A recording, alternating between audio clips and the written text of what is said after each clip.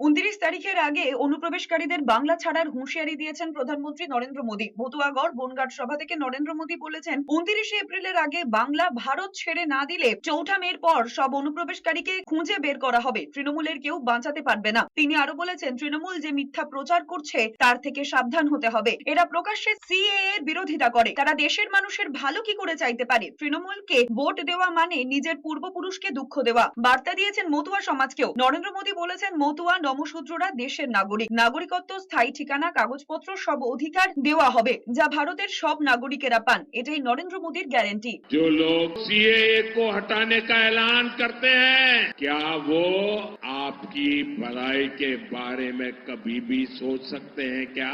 घुसपैठियों को चेतावनी देना चाहता हूं।